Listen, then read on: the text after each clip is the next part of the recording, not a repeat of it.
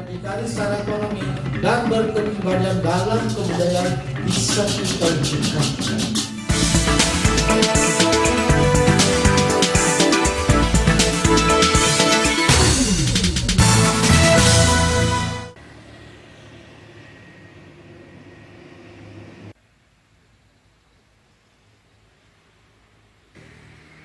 Pemprov Bali telah menggagas visi Nangun Satkerti Loka Bali.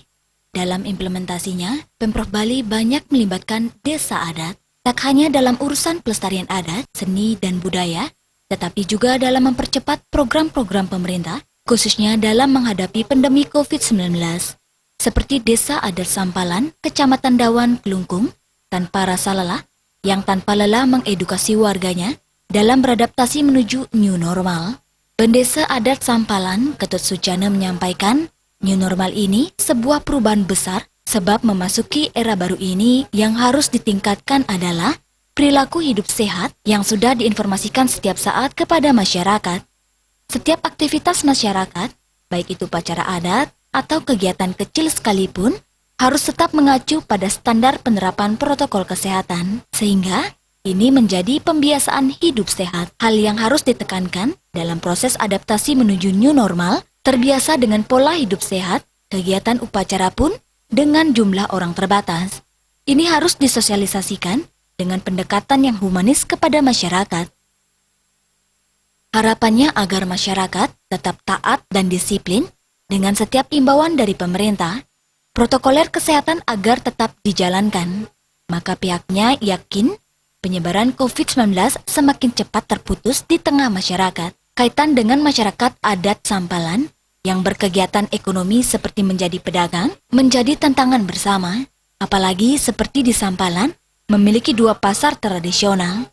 Tentunya kegiatan masyarakat menjadi kunci untuk berhasil tidaknya menghentikan penyebaran COVID-19 ini. Meniadakan COVID-19 ini jelas tidak mungkin. Tetapi, masyarakat bisa dan melatih diri untuk hidup lebih taat terhadap imbauan dan standar protokol kesehatan. Intinya, jangan membandel, taat kepada guru wisesa, taat kepada arahan desa adat, dan taat kepada petugas di lapangan. Dalam menghadapi pandemi COVID-19, Desa Adat Sampalan juga sudah membentuk Satgas Gotong Royong. Ini juga sebagai wujud garis koordinasi dengan Pemprov Bali. Lewat wadah inilah dilakukan sosialisasi edukasi, pendataan, pencegahan, dan urusan logistik. Setiap wilayah atau banjar juga disediakan tempat cuci tangan, pembagian masker, hingga patroli keliling desa. Terlepas dari dinamika pandemi COVID-19, program Nangun Satkerti Loka Bali sangat relevan dengan situasi desa adat saat ini. Program yang digagas Pemprov Bali ini mampu menjawab realitas di desa adat yang sedang menghadapi banyak tantangan dalam pelestarian seni budaya dan tradisi yang kian mengancam jati diri Krama Bali. Program ini cukup dirasakan manfaatnya oleh Krama Desa Adat Sampalan. Desa adat yang menaungi 3 desa dinas ini mengarahkan program ini untuk pelestarian sejumlah tradisi agar tidak punah. Saat tergerus dalam budaya modernisasi, akan membuat cepat lupa dengan jati diri, khususnya terkait dengan bahasa Bali. Ini sudah dimasukkan ke dalam kegiatan yang diwajibkan Sivitas Desa Adat. Ini menjadi hal pokok, di samping juga memberdayakan 16 seketruna, termasuk aktivitas berkesenian di dalamnya. Desa Adat Sampalan memiliki 16 banjar adat. Semuanya masih sejalan dalam pelaksanaan seni, budaya, dan tradisi yang dikembangkan desa adat. Dengan program Nangun Satkerti Loka Bali, program ini semakin diperkuat khususnya dengan dukungan anggaran Pemprov Bali sebesar 300 juta rupiah tiap desa adat, membuat Pemprov Bali semakin real menunjukkan keseriusannya dalam menjaga eksistensi krama desa adat. Ada beberapa tradisi di desa Sampalan yang harus tetap dilestarikan. Warga desa merawatnya dengan langkah-langkah pembinaan. Ada tradisi Dewa Mesraman di Banjar Panti Timbrah dan Siat Api di Purikawan, dan juga sedang menggali tradisi lainnya yang harus tetap dilestarikan dalam memperkuat jati diri sebagai masyarakat adat. COVID-19 berbasis desa adat yang gotong royong. Jadi itu yang memang direct dari provinsi Dinas Pemajuan Masyarakat Adat. Jadi kami berdasarkan instruksi tersebut, kami harus melaksanakan berbagai kegiatan dengan satgas yang kita bentuk bersama-sama di Desa Adat. Kami memiliki 4 bidang, ada sosialisasi edukasi, ada pendataan, ada pencegahan, ada logistik. Jadi kami berupaya yang diberikan dana dari provinsi ditambah dengan swadaya masyarakat, kami membuat protokol kesehatan dengan satu di masing-masing wilayah atau klaster atau banjar. Itu kami sediakan. Harapan saya kepada Keramu di Desa Adat dan seluruh masyarakat adalah taat asas, taat saja terhadap imbauan, disiplin terhadap imbauan, protokoler kesehatan tetap dijalankan secara taat. Saya yakin jadi penyebaran virus COVID-19 ini akan terhambat dan terhalang. Nah, masyarakat kita, terutama para pedagang-pedagang kita, para yang memang berupaya semaksimal di urusan perdagangan dan ekonomi, ini yang tantangan kita semua. Apalagi kami memiliki 2 pasar, jadi kami sangat ketat di urusan pasar.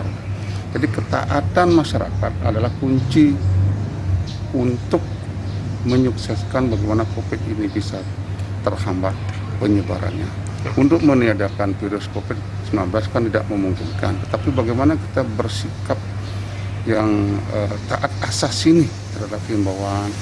Bahasa Balinya itu ampunang memengkung terhadap aturan, taat asas kepada guru wisese, taat asas kepada para petugas di lapangan.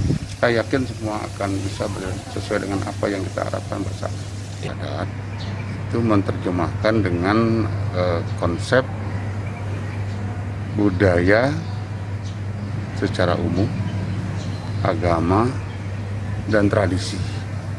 Itu 3 hal pokok yang kami laksanakan di Desa Adat. Budaya jelas menyangkut adat istiadat yang ada di Desa Adat, termasuk bahasa. Penekanannya adalah bahasa Bali dari tataran usia dini sampai ke yang lansia. Karena berbahasa Bali ini pokok dari budaya kita. Tatkala kita tergerus dengan berbagai hal yang berbau modernisasi, kita akan lupa akan jati diri, khususnya bahasa. Dan itu sudah kita masukkan dalam kegiatan program yang memang diwajibkan dalam aktivitas Desa Adat tahun 2020. Ini yang pokok. Di samping memang kita memberdayakan seketruneng. Jadi ada paguyuban, paiketan, Yohane. Kami di Desa Adat Sampelan ada 16 itu seketruneng yang harus kami bimbing, bina berbagai aktivitas termasuk berkesenian di dalamnya.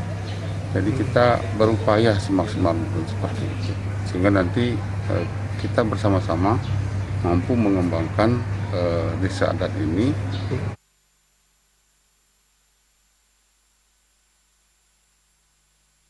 Sementara terkait realisasi program dari dana bantuan 300 juta, anggarannya digunakan untuk kegiatan fisik maupun non-fisik. Ini sesuai dengan Juklak dan Juknis yang sudah dikeluarkan oleh Pemprov Bali. Kegiatan fisik mencakup perbaikan infrastruktur, baik pura maupun fasilitas umum. Sedangkan untuk kegiatan non-fisik berkaitan dengan pemberdayaan masyarakat, seperti pembinaan sekegong, seketrune, pesantian, maupun meningkatkan kualitas SDM adat dengan pembinaan kelompok Serati Banten. Karena pada setiap banjar adat, komponen kelompok masyarakat ini ada. Sebagian besar anggarannya diarahkan untuk kegiatan non-fisik, pembinaan difokuskan untuk generasi muda sesuai arahan pengembangannya agar kelak mereka mampu meneruskannya. Bagiarta melaporkan.